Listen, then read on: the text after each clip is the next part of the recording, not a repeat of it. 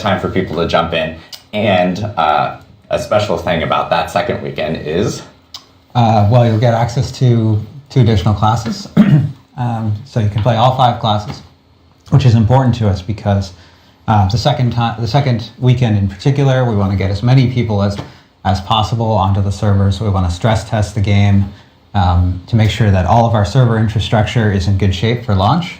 And we want to get feedback on balance. So we want to have all the classes available so everyone can check out the balance, and we can make changes ahead of launch if there are problems. Exactly. So again, during the early access beta, you'll be able to play Barbarian, Rogue, and Sorcerer. And then during open beta, you can play Barbarian, Rogue, and Sorcerer, but you can also play the Necromancer and the Druid. That's right. So it's a good opportunity to kind of jump in and, as Joe mentioned, stress test the servers. Speaking of stress testing the servers and so we can get feedback and so forth before launch, there is another feature within beta that we're really excited to share about, which is world bosses. Right. We do have a world boss that will be active during beta, and there will be 4 different spawns on each Saturday of beta for players to kind of jump into and check out. And it's Ashava, who is, people probably remember Ashava. Ashava is the first world boss I believe we ended up revealing back in BlizzCon 2019 and so forth. One of our 3 world bosses. Yeah, so players will be able to jump in.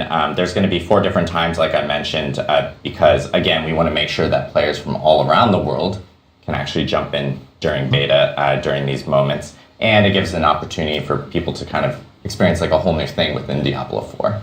Yeah, Ashava is so cool. One of the really cool things about the world bosses is you can just show up there. There'll be other people for you to work together to defeat the boss. And these are huge bosses. Like the camera actually pulls out so you can get a better view of the battlefield. So you can see other people fighting the world boss at the same time. They have huge attacks that affect a very large area of the world. And it's all seamless. You just show up there and there'll be people. You don't have to have a group or organize anything in particular. You can just show up, fight a giant boss. It's super cool. Yeah, and so world bosses up to 12 players can actually go against a world boss within Diablo 4. And I know it's recommended usually to be 20. The 25 is the max level within beta itself. Yes. And Ashava's level 25. There we go. You're going to want to be close to that level because if you're fighting a higher level boss or higher level monster, you're going to be less effective. And we're actually going to talk about that in a little bit when we talk about armor. Perfect. That's a perfect opportunity for us to talk a little bit more about armor and so forth there. But yeah, the 4 different times and all the details and so forth and times that we just mentioned will actually be available on the beta blog that we do actually have up on Diablo4.com. So if people read that blog when we made the announcement about beta earlier this month, that blog will actually be updated after this stream with all those details. So make sure to check out and reference that blog for all the details and times and so forth that we kind of mentioned here. That's right. And if you're trying to get early access, you can pre-order the game like right up until or even during the early access period, and you'll get access to it. Awesome. We expect to have a turnaround time of minutes to the most. It should be an hour or so until you get access.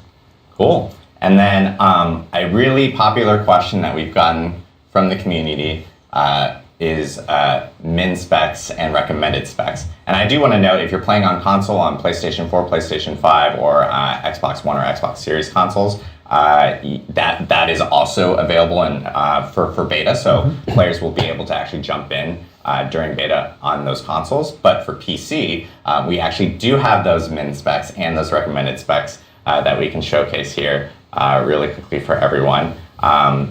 I think a huge shout out to our engineers here because in Blizzard fashion, they've done a fantastic job at optimizing Diablo 4 to ensure that as many players as possible can actually enjoy this on PC, which is great to see. Yeah, and we're continuing to optimize right now. As you said, like every Blizzard game, we want to make sure as many people as possible can play it. Yeah, and I know we've gotten another big question regarding like PC specs and so forth, and one of them is revolved around like ray tracing and everything like that. That's right. Ray tracing will be coming after launch. Yeah, so we'll have ray tracing available after launch for Diablo 4 specifically on that side. We'll have these min specs and these recommended specs also available on the beta blog after the broadcast here, but a lot of people will be able to jump in with their PCs or on consoles and actually play Diablo 4 during the beta. Preload is another big popular question that we've done. There will be a preload available for the beta for Diablo 4, and that will actually be coming about a week or so before the actual beta. And details on that will also be posted soon on the blog, so make sure to stay tuned to like Diablo social channels, and at the same time, just checking out the blog. We'll make sure to let people know when preload will be available, so you can be prepared and you can jump in right during the first minute of early access and so forth. And then another note about consoles is that you will be able to play co-op, couch co-op on consoles, which is really cool. So if you're playing on PlayStation or on Xbox, you can have another person join you and play on and do couch co-op, which is really cool for Diablo 4 and for that Diablo experience itself. And one thing to note is that you just need access to the beta, and the second person will just both people need access to a Battle.net account of some sort to be able to experience couch co-op. Each person will need a Battle.net account. That's exactly. Right. You can create up to 10 characters per BNet account up for the beta, so you can actually experiment and try, like, if you want to go through the beginning again or something with like a whole new character or whatnot, you most definitely can. It's a lot of, I don't know how anyone could really have to. Maybe you're indecisive. You could create 10 different characters, but there's so much content in the beta. It's a really sizable look at the yeah. work. And I know a lot of people ask about progress between early access and open beta, and like how that actually does carry over and so forth, or if it does carry over specifically from that end. Yeah, so your progress will carry over from early access to open beta. So that'll give you more time to really get to level 25, time to fight Ashava if you didn't get access, if you didn't quite make it, and more time to fight. Go back and fight Ashava. You can check out all of our side quests, all of the rest of the content in Fractured Peaks. There's, like I said, it's one of our 5 zones. And it's just a huge area to explore with so much content in it that there's plenty of stuff to do. But of course, your progress is not going to carry over to the shipping game because we want everyone to start fresh. Exactly. So yeah, progress carries over from early access to open beta, and then of course beta progress won't carry over to the final game itself. But one thing we did want to announce, at least today, is that we actually do have some beta incentives and rewards for players that actually do partake in the actual beta test. There's 3 different rewards that people can actually earn. 2 of them are specific titles that will carry over to the final game. And all these rewards actually do carry over to the final game. That's why it's so important for us to ensure that you guys have Battle.net accounts when you're actually playing through the game and so forth. But the first title is, the title itself is called Initial Casualty, which is earned when you reach Kiovashad within the game. And I'm sure people are like, what's Kiovashad? Well, Kiovashad's the capital city of Fractured Peaks, which is the snowy, mountainous area of Sanctuary that the beta takes place in. And it's a big city. There's lots of stuff to do. It's not that far into the game. You'll play through the prologue, get accustomed to all of the mechanics and everything, start to get introduced to some of the characters, and then you'll arrive at Kiovashad. So it should be fairly straightforward to get this one. Yeah. So people will be able to earn the initial casualty title within Diablo 4 by doing that. And then another title that they'll earn once they hit level 20 on at least just one character itself is an early Voyager title. So just get up to level 20 within the beta and you'll actually end up earning that title. And then last but not least, we actually have a really, I'm very excited about this one. It is a cosmetic reward that we are giving away to any player that does get that gets one character up to level 20, and it is a beta wolf pack. It's a cosmetic. It is quite possibly the most adorable thing in the whole entire world. But it is a little wolf like pack that you can actually carry around within the game. In itself, it's animated, does move around. It's absolutely adorable. And I mean, you can be slaying demons with the cutest little pup behind you, which is absolutely, I don't know, I'm super stoked about it. So, it's super cute. We're showing it on the Barbarian here, of course, but it's wearable by any class, so you get to level 20, which takes some time. It's going to take some effort, but you can get this little pup who will follow you on your travels. It's awesome. So yeah, this will carry over to the final game, and it is for all classes. So you just need to get one character to level 20, and you'll get one, the early Voyager title, and two, you'll get the beta wolf pack. So make sure to jump into beta and actually get a character to 20, so you can have your own wolf pack for launch itself. So there's a ton of that. I know we just gave out a ton of information about beta here today. Again, this will all be on our beta blog on Diablo4.com immediately after the stream. So make sure to check out all the details and the times and all the requirements, for instance, to get those titles and the beta wolf pack itself. Oh, and one last thing, I completely forgot. During beta, we actually have another live stream planned, and that is going to be on the 24th. It'll be the first day of open beta, but we're going to do a community play live stream, so it gives you guys an opportunity to actually play with the Blues, essentially, the employees here at Blizzard, some people from the dev team and the community team. Again, more details on that here coming really soon. So lots of information about beta. Glad we got to showcase and talk about it all here today. We're going to jump into the armor systems discussion here with Mong now. And I know that the community's been really asking, especially our hardcore fans of Diablo have been asking more details about systems and so forth. So we actually do want to jump into a little bit of a deep dive into the armor systems within Diablo 4. So Mong, take us through it. Yeah, sure. I'm happy to talk about the armor system. So in Diablo 4, armor is the major way for player to mitigate incoming damage, especially physical damage. The major way for people to acquire armor is through the 5 armor slots. There are helm, chest, pants, boots, and gloves. And mostly for fantasy reason, we made armor, chest armor, and pants provide the most armor value, while boots and gloves provide the smallest amount of armor value. The armor value on an item is depends on the item's power. And in Diablo, we use the item power value to represent the power of the item. Yeah, And I don't think we've talked a lot about how item power works. Can you describe what it means for Diablo 4? yeah, so in Diablo 4, the item when they start dropping, it's based on the monster's power, and we need a value to represent how powerful this is. Like when you start getting more challenging content in the later world tier, you'll see you'll get more and more powerful item, and we need something to evaluate that, then represent that power. So we use the item power to represent that power, and you can see that on the items tooltip. And if you you can compare the two items. If one item has a higher item power, that means that item most likely going to be more powerful than the lower item power item. But not always, right? Not there always. might be specific affixes or things that are especially powerful for your build. Yeah, exactly. And back to the armor value. The armor value actually directly tied to this item power on those armor items.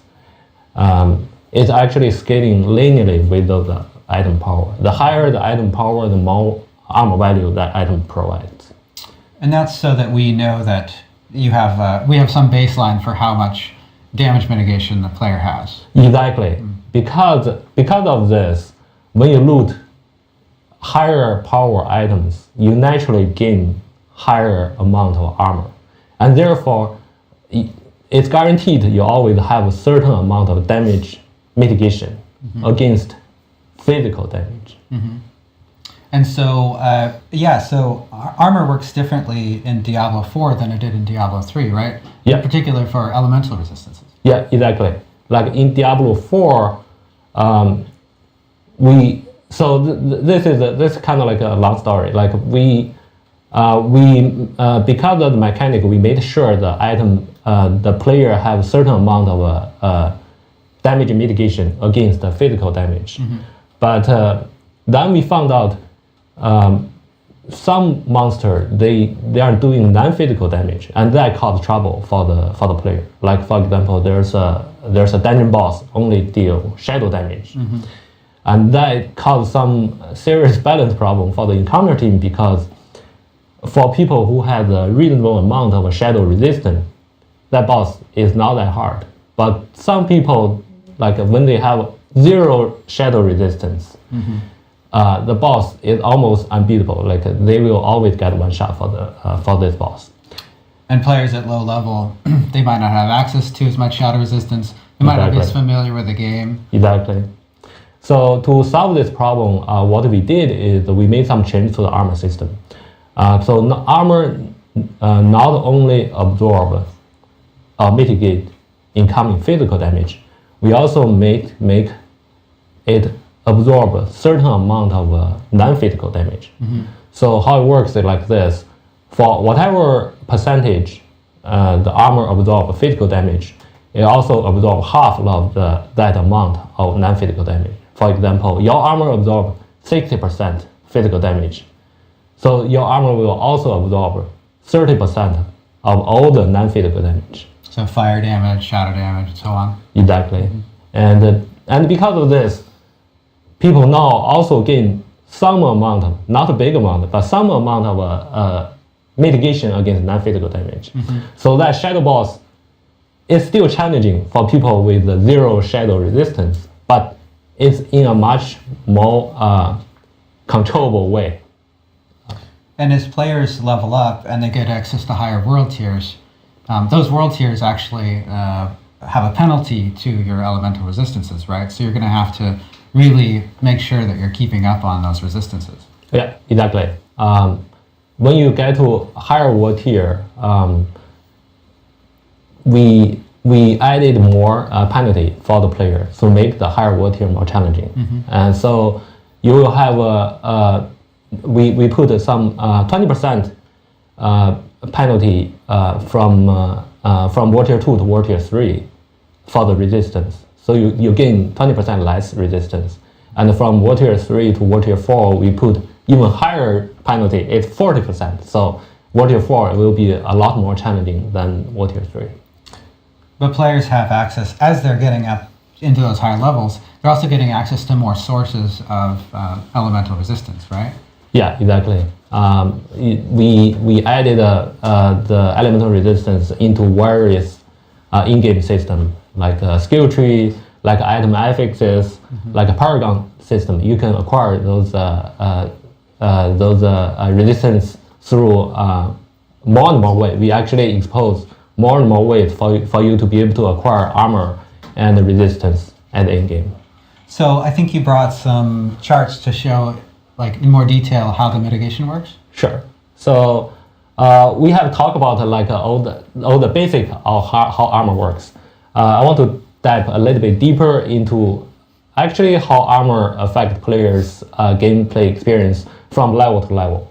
The first thing I want to talk about is at each level we have a expected armor value for player, and based on that we calculate what's the damage reduction player can get at each level, and we balance the monster damage above that. And from this chart you can see at the beginning based on the expected armor value you can only get a little above 10% damage reduction, but it goes up pretty fast. And at the late game, you can get like over 40% damage reduction from the armor value. It makes sense fantasy-wise because like think about it. At the beginning, you have only this light leather pants. It absorbs a very small amount of damage. But at a later level, you get this epic plate armor that it absorbs a lot more. Because of this, like the damage reduction going up, player also that means that we need to make the monster deal more and more damage to mitigate this damage reduction for the player. Sure. And this is next. I'm going to talk about like how actually each unit armor absorb damage from level to level.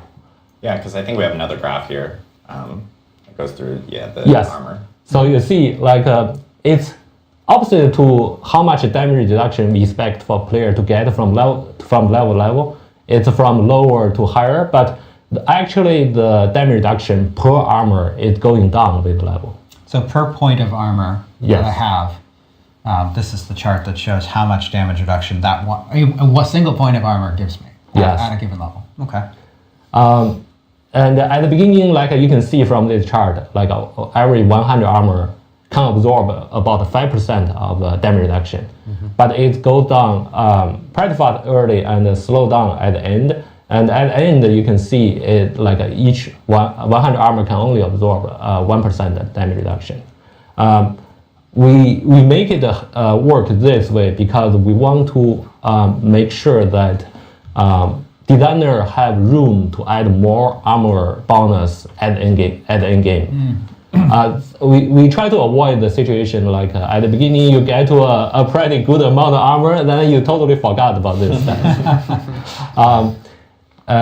Like early on we talked about we added like a resistance penalty to for player from war tier to war tier. That's actually for a very similar purpose. Because of this penalty, even though you have a pretty good resistance at the early game, you still need to look for more resistance at a late game. And there are other ways that players can get damage reduction too, in addition to armor, right? Yeah, exactly. Not only that they get this, that's kind of like happen at the late game. When the challenger starts, they need to find a lot of other way, like they can look for like for sorcerer class, they can look for energy shield. For druid and barbarian, they look for fortified power. And for rogue class, they look for more dodge chance. So not only they build on the armor and resistance to mitigate the damage, at the late game because the challenge becomes so tough, the world becomes the monster is so harsh. They need to find multiple ways to be able to survive in this harsh world. So far, I have been talking about like all of this is one player fighting the equal level monster. So next I'm gonna talk like what if you fight against a different level monster? If a monster higher than you or a monster lower than you. So this chart shows a player with 2,000 armor.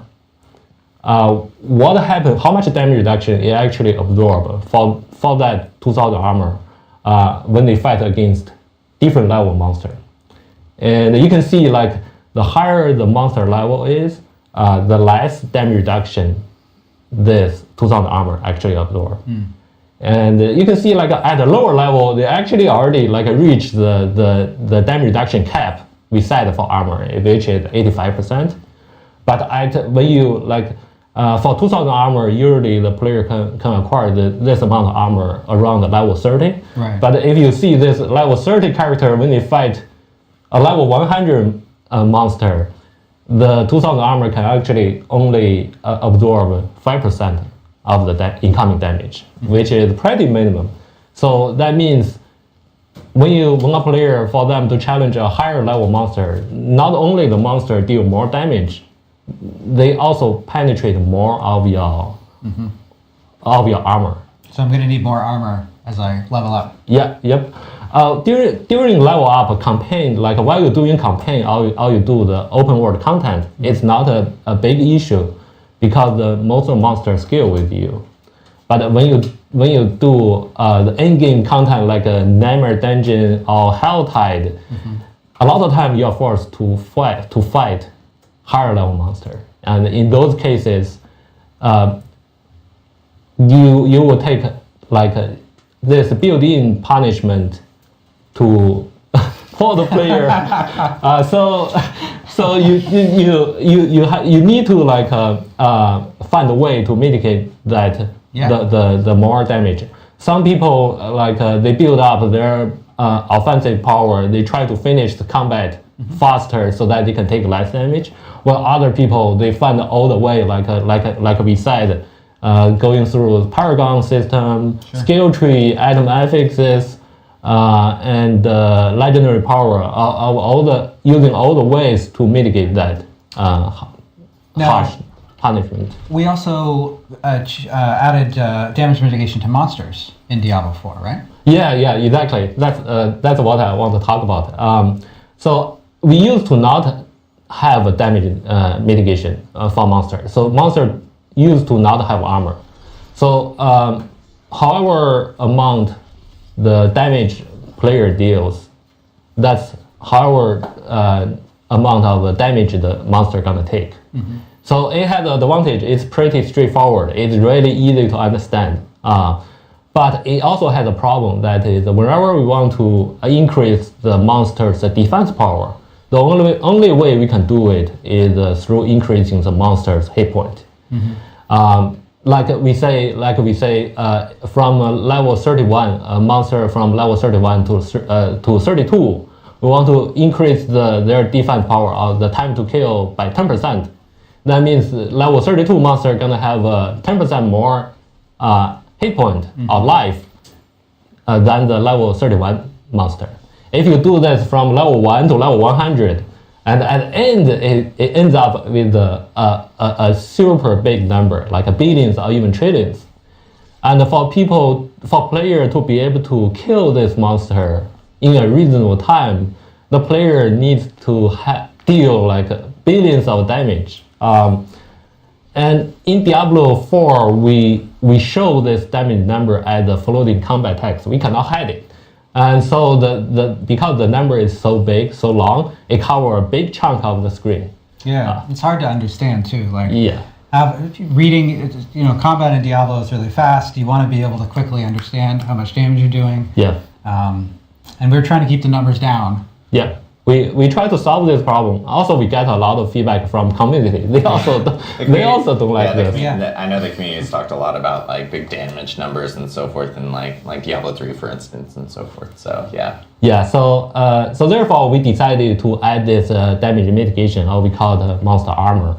So at each level, monster actually absorb a certain percentage of player's damage. It's pretty low at the early level, and it goes up at a later level. Then in our playtest, it creates a different problem because this damage reduction going up pretty fast. Player actually deal less damage when they level up. That's not what we want. I don't want to get weaker when I level up. Yeah, exactly. So we have to take the damage reduction number for the monster so that it always scales slower compared to the damage increase.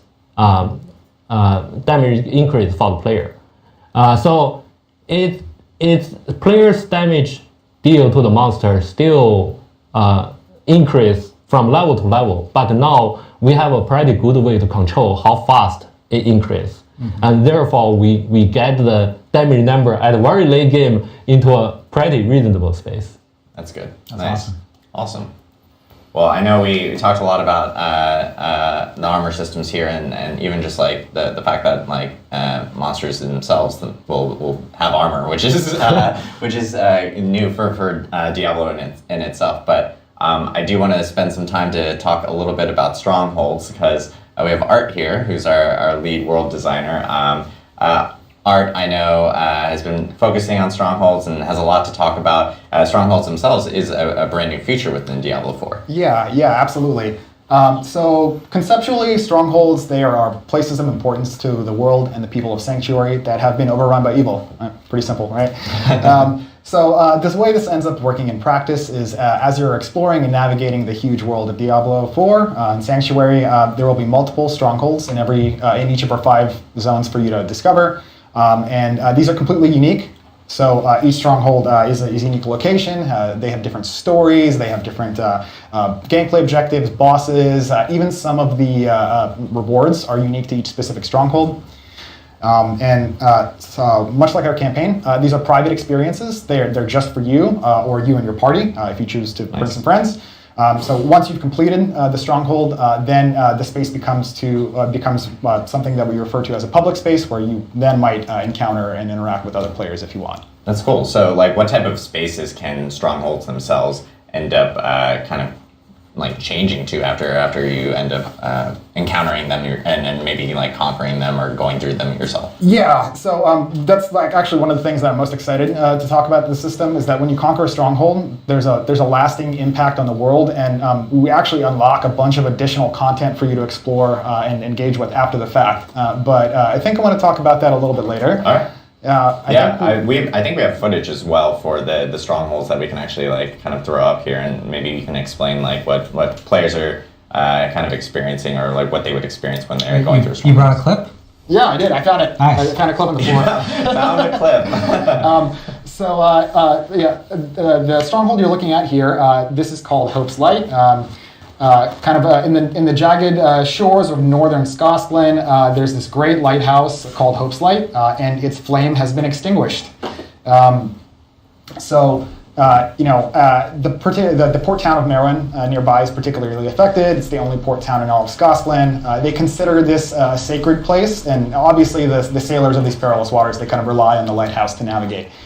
So your kind of high-level objective is just to find a path through to the lighthouse and figure out what happened. As the player, when you arrive there, you notice the Drown have risen. The Drown are this brand new monster family in Diablo 4. They're these super mysterious creatures that kind of shamble up onto the shores from the depths of the sea. And they drag these like bells and mysterious idols with them. Nobody really knows like who they are or what they want. But one of the other things that we're super excited to kind of do with Strongholds is to try and showcase these monster families, kind of give you a glimpse into what they're about. Yeah, because I know like back during BlizzCon, we actually, BlizzCon 2019, when we revealed Diablo 4, we actually did showcase the Drown for the first time. And then since then, I know we had a quarterly update blog that talked a little bit about monster families, where we even talked about like familiars, for instance, and so forth that were up there. But like, yeah, this is kind of like the first like updated look, I think people are seeing, of the Drowned here in a stronghold, which is really cool to see. Oh, legendary. Yeah. I never knew what it was because I was playing with the UI off. So. Actually, that might be going back to kind of strongholds at the system level, and kind of like why you, the player, might care. Strongholds, they provide you with a lot of really awesome rewards. Obviously, you slay a bunch of monsters, you kill a boss, you're going to get a bunch of XP and loot. Beyond that, strongholds also reward you with a high amount of renown. Renown is another new system in Diablo 4. And just to quickly summarize that, renown, it rewards you with engaging with various open world activities. You gain renown in each of the 5 regions of the game. And when you hit certain milestones of renown, you'll get rewards. You'll get really cool stuff like additional potion charges, skill points, even Paragon points at the later milestones. Beyond all this, like strictly, gold, XP, loot, renown, beyond all this strictly character progression stuff, I mentioned before, conquering a stronghold has a lasting impact on the world and unlocks a bunch of additional content. When you've completed a stronghold, and in some cases you've kind of cleansed the evil as much as it can be in a world like Sanctuary, people feel safe enough to come back, and so some strongholds will actually become towns after they'll have vendors, waypoints. Other strongholds might unlock a shortcut path to a different area, a waypoint, side quests. Many strongholds actually unlock dungeons. So, if you are hunting for aspects in the Codex of Power, or you're engaging with the Whispers of the Dead or Nightmare Dungeons endgame systems, you're probably really going to want to discover these. That's awesome. So yeah, just like the last stream we had, we talked a little bit about Codex of Power. So obviously going through dungeons ends up unlocking or finding new codexes. So yeah, actually completing strongholds will unlock new dungeons that will let you get more codex or more powers within your codex itself. So it kind of like opens up more and more, especially with strongholds itself. That's awesome, and the fact that it's a lasting impact on the world is pretty crazy. Can you see strongholds like on the map, like as you're kind of like traversing through Sanctuary? Yeah, absolutely. Just so like any other area of the game, it starts as kind of undiscovered space, and then once you've discovered it, they show up on the map. They have some iconography to let you know that, hey, there's a cool piece of content for you to go do here. Nice. And players themselves will see tons of these all throughout, all of like as Sanctuary that they can actually either maybe like do a little bit later or come back to and so forth from that side. Yeah, absolutely. Like I said, there's multiple strongholds in every region, and one of the strongholds actually have a minimum level. So you might actually discover one that you're just under leveled for. There's nothing stopping you from trying to take it on, but you're probably going to die. Unless you're playing hardcore, and then you then you make a new character because you die. Stopping you from trying to that's when you question it a little bit. Yeah. So, and that's another question we get a lot is like, is hardcore going to be in Diablo 4? And yes, it will be. So that's when you would question the idea of wanting to try to conquer a stronghold at a lower level. So, but yeah, with the and a lot, again, this is just a brand new feature for Diablo 4 in itself. So it actually allows you to essentially just continue to add additional content to the game and change the world completely, because the fact that you can actually get new waypoints or a whole new town that you can actually interact with new vendors and so forth from that side is also just completely like game changing from that thing. Yeah, absolutely. And a lot of the new content that you unlock, it is also kind of like part of the renown system. So you complete a stronghold and you get side quests and dungeons, and all these things also feed into the renown system. So yeah, there's a lot of cool stuff. Kind of completing a stronghold is kind of like only half of the feature, right? Yeah. And the other half is all the additional stuff that gets unlocked afterwards. That's very cool. Yeah, Strongholds is sounding awesome. I know, like myself, I played the game. People will be able to play it really soon, but the perks of working at Blizzard. You heard it here first. We play the game. We play the game. The perks of working at Blizzard. But yeah, it most definitely is a cool feature, and I've had Strongholds completely change like the whole entire map, and just having like even a waypoint closer to wherever you need to go for a dungeon is also really great to have. So, of course, and Art provided here this footage here of a barbarian kind of going through. And I know this barbarian has got like some legendary type of gear and like some unique skills and so forth that are like kind of modified based off the gear. So trying to show off a little bit of a higher level barbarian for people because the bard's just a ton of fun to play. Yeah, super fun. Cool. Well, I know that we kind of went over a little bit about armor systems and the strongholds themselves. We do a lot of the feedback from the last stream is like people were hoping that we spend a little bit more time on Q&A, and we most definitely want to spend some time on Q&A. So we will kind of like jump into some questions. We're also going to take some questions from Twitch chat as well, because I know we have chat available, and we've been pulling some throughout the actual broadcasts themselves. So I know first question that we have, and this is kind of a popular question that we've gotten a lot from a lot of people, because they want to hear more about some of the progression systems and the end game systems that are coming to Diablo 4. And I will say that I can guarantee you that we actually have a lot of progression and end game items that we do want to talk about, and it's going to come shortly after beta. We actually even have a live stream that we are going to be planning after beta that we're going to be dedicating on those specific topics, because there's a ton to kind of go over that. So you guys are going to see a ton of videos and a live stream and so forth dedicated to all those specific pieces, because it is probably one of the big things that everyone's asking about like, hey, how can I progress my character, or how can I continue playing, especially through the end game system. So expect that right after beta. It'll be shortly after beta. We're excited to share all that stuff with everyone from that end. Another question that we get is, is there let me see, do we have another question on the lower third? There we go. Is there a limit on the number of people you can see in the open world? Oh, sure, yeah. So there is a limit of the number of people you see at any one time. And it adjusts dynamically depending on the kind of content you're doing, right? We want the exploration of the open world to feel like Diablo to feel like a desolate place. If you're running around in this harsh world and you're being tasked to do things, or you're trying to defeat evil, but there are 20 other people defeating the same evil at the same time, you really lose that sense of a Diablo experience, right? And so we've been very careful, and we've actually been tuning it throughout the development process, tuning exactly how many people you'll see when you're out exploring an open world area. Art was just talking about strongholds, and strongholds and dungeons are completely private experiences, so you'll only see people that you've invited to your party, or if you don't invite anyone, you won't see anyone, right? And then, of course, when you're in public spaces, or when a stronghold becomes a public space, you'll start to see other people there. But you won't see a whole lot of people in those areas because of that sense of exploration and experience there.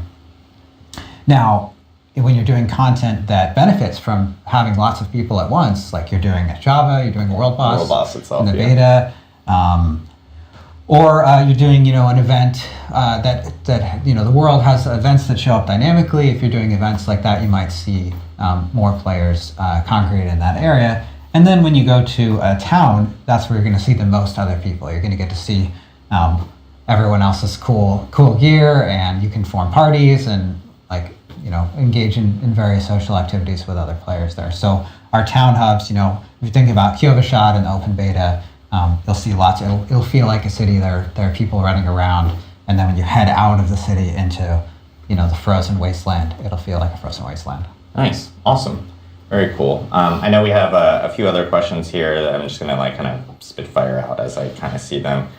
One quick question: I know people are asking if you can stream the beta. You most definitely can stream the beta, even early access. There's no restrictions on that. So yes, you can stream the beta. You can watch your favorite streamer as they play through beta. That will all be available specifically from that. And there is a question regarding ultra-wide support regarding Diablo 4. I know we had talked about, well, at least Joe and I have talked about this specifically, that it does, the game does support ultra-wide for the game itself. It's I think it's like the super ultra wide or something. It might be like we support up to 3:1. Yeah, I'm trying to remember the resolutions. I'm like so if you have an ultra wide monitor, you're gonna get to see more of the world. If you have one of the mega super ultra wides, you will see black bars on the side. Awesome. And then PC controller support. Is there? Can you play on PC and use a controller? Absolutely. That's the main way that I do it. And fun fact is, it's a really great way. I also know how to use a mouse. Yeah, it's a great way of grabbing shots too. If you're using a camera or something like that, it gives you a stable hand for sure. Let's see. Is open beta for anyone who may have purchased the base edition? Yes, if you pre-order at all, you get actually access to the early access beta, so you can actually even play the weekend beforehand. And then, of course, open beta is just open for everyone from that end.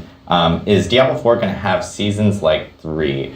So Diablo 4 will have seasons. We're actually going to have more information on the first season of Diablo 4 as we get closer to launch, specifically from that end. I think we had talked about in the last stream that the first season of Diablo 4 will end up starting a little after launch. So the initial game will launch during kind of a preseason or so from that end. That's right. Yeah, we're going to talk a lot more about sort of the scope and breadth of seasons, how expansive they are.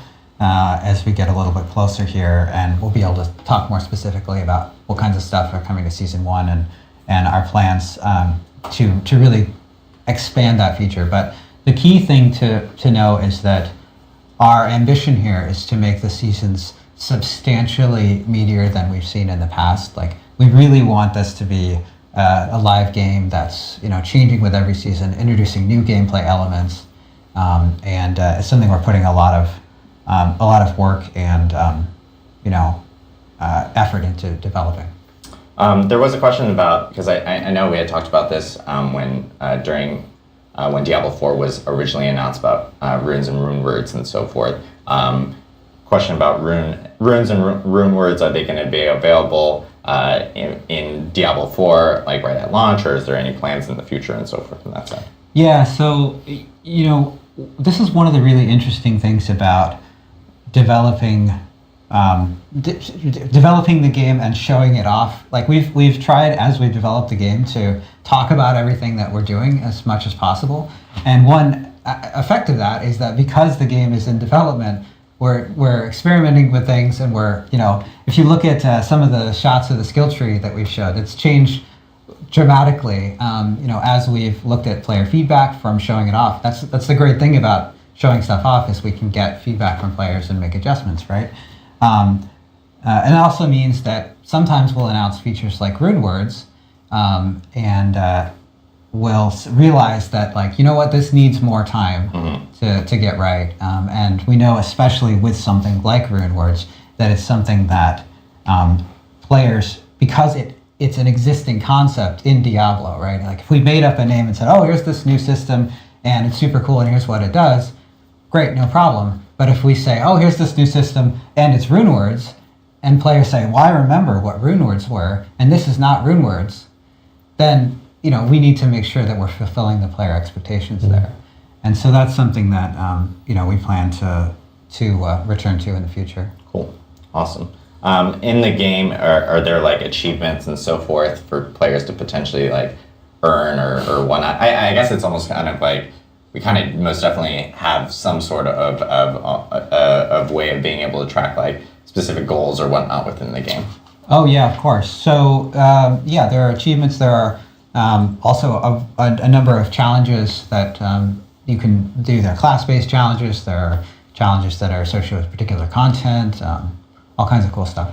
Yeah, and I mean, and some of those challenges unlock even like things like what you guys what we talked about even during beta, where just getting to like Kiowa shot, for instance, ended up unlocking like a title or whatnot. So a title, and when you get to level 20, you get that beta wolf pack. Exactly. With the wolf pup. Exactly. I know there's a question about like WASD movement. I say it WASD. Some people call it WASD keyboard movement on Diablo 4. People are asking if potentially there was that within D4. Yeah, so we've tried to extend so we don't support WASD movement at launch. Let me be clear on that. But what we have tried to do is really expand the way that you can customize the way you're playing, both for accessibility reasons and also because people just have lots of different ways they want to play Diablo. And we recognize that some folks want to play WASD movement, and it's something we'll continue to look into. But if you look at Diablo 4 compared to previous titles, you can do a lot more customization of like what's on your left mouse button. Our engineers have put a lot of work into like even things like, do I want to, like if I bind something else to my left mouse button, am I going to like click to move forward, or can I move those bindings around? So you have a lot of control over which skills are in which slots and how you want to interact with the game, and of course with the controller as well. And I know like this kind of like segues into another question I just saw, I'm going to call out names. RRMXX in Twitch ended up calling out.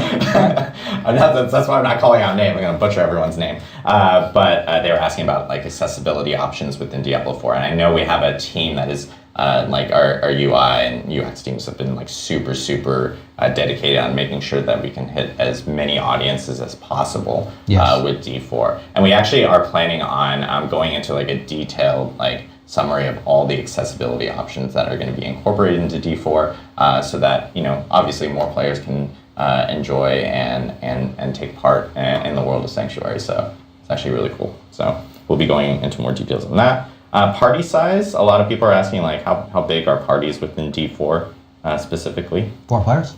4 players. There you go. Easy going. Let's see. Our perk.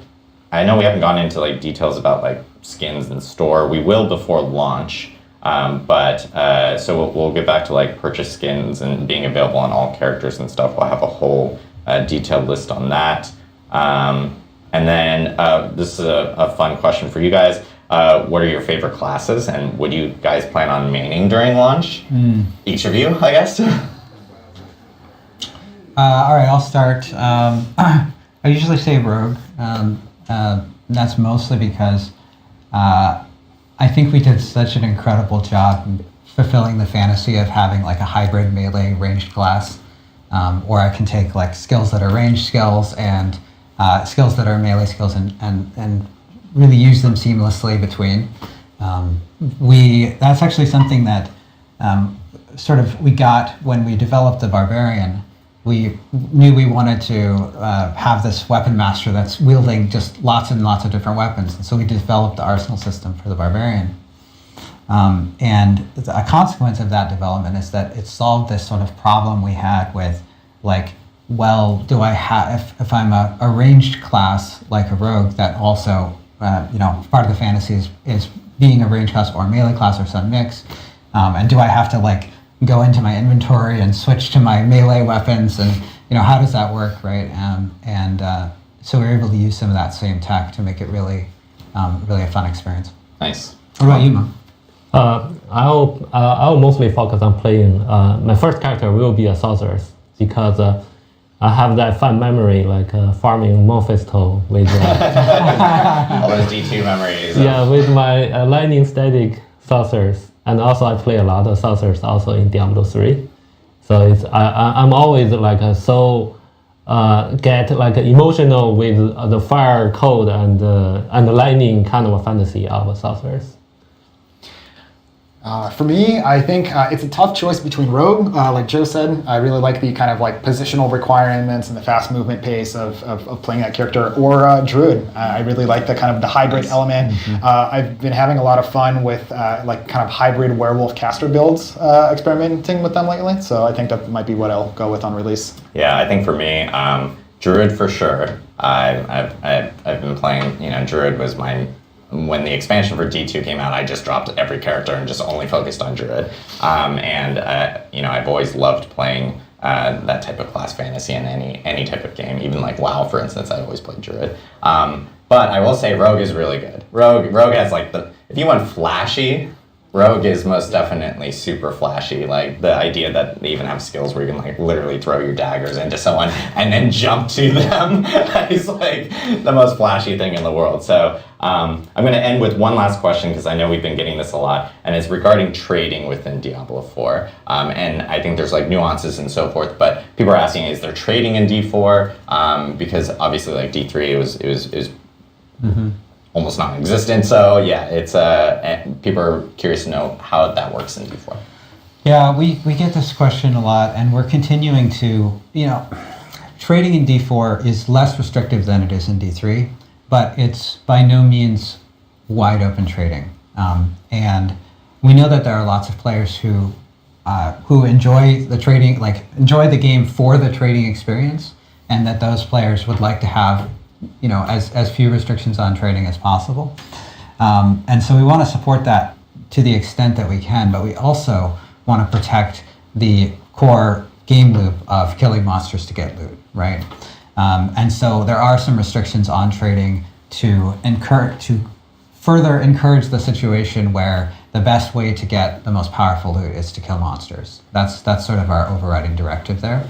But when you think about all the stuff that we're doing that we plan to do with seasons and the game being a live service, we could certainly see opportunities for different trading rule sets in the future.